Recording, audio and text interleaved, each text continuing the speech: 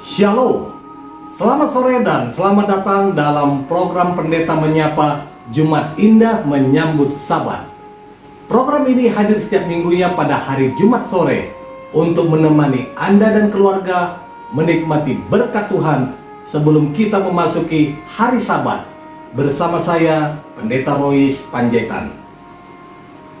Mari kita baca ayat berikut ini di dalam Lukas pasal 11 ayat yang kelima sampai 8. Bunyinya demikian.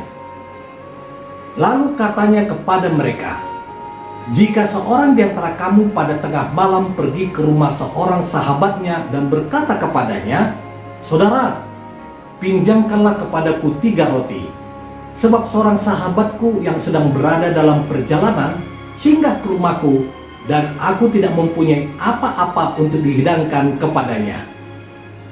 Masakan ia yang di dalam rumah itu akan menjawab, jangan mengganggu aku, pintu sudah tertutup dan aku serta anak-anakku sudah tidur.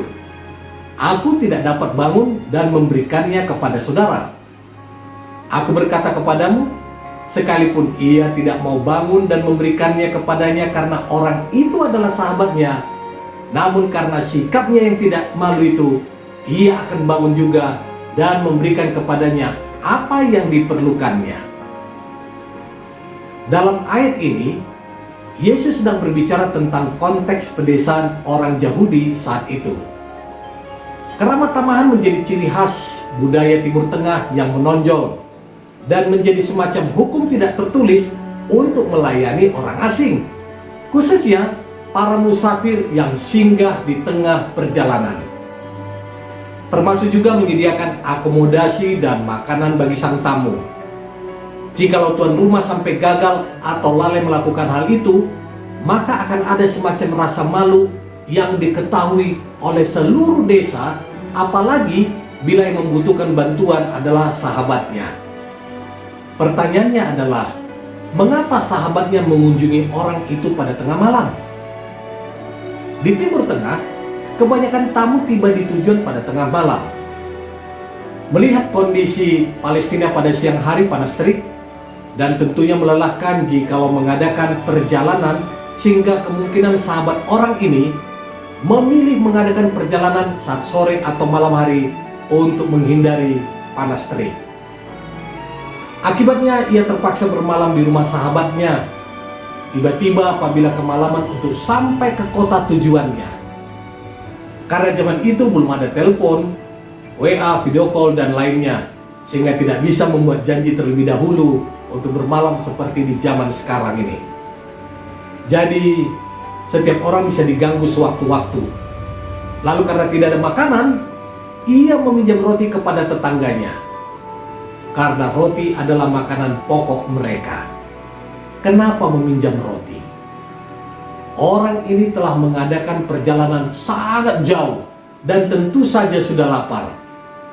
Jumlah 3 roti adalah kebutuhan untuk sekali makan bagi satu orang saja dalam satu hari. Saudaraku, cerita ini muncul segera sesudah ajaran Yesus tentang doa.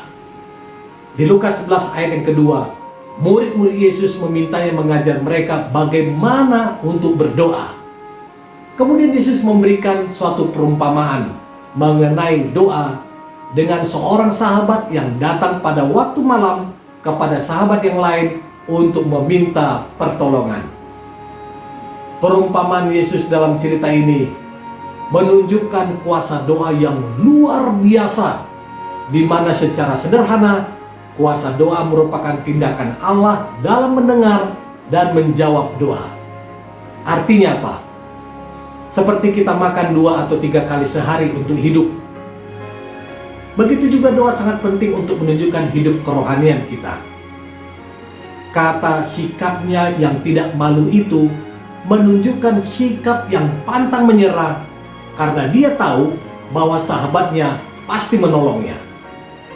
Nah, Allah adalah sahabat kita dalam setiap permohonan kita. Pertanyaannya bagi kita adalah, kapan terakhir kali kita meminta sesuatu dari Allah dengan berdoa?